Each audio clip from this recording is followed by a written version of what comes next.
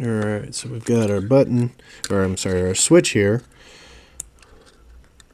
ready to go, so we can line that guy up.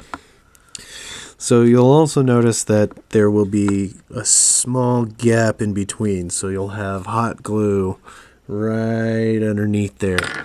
So what I like to do on mine is I like to fill this reservoir right here just a little bit. Actually, it's quite a bit of hot glue. So we'll go ahead and fill the reservoir up. Let's see if I can get it in view for you. Okay, and then kind of give it a little bit underneath here.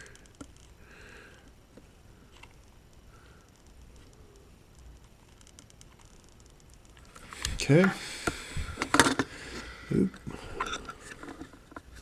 It's okay, you don't have to do it right away or anything like that. The hot glue is still pretty warm all the way through.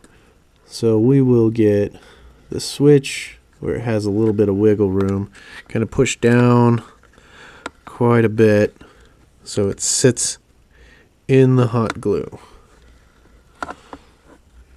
So once that is kind of there, you switch it on, you switch it off, make sure that the functionality is still there while holding it. If you don't hold it while the hot glue is still hot, it will kind of move around quite a bit and be very, very annoying trying to get this in.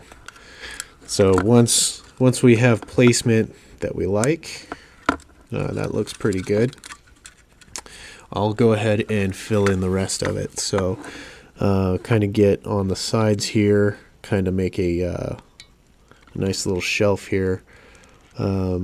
Also cover the connectors so that way there's no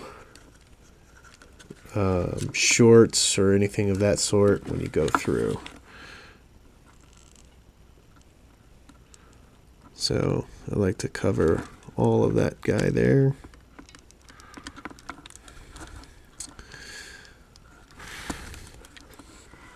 And kind of let it dry a smidge.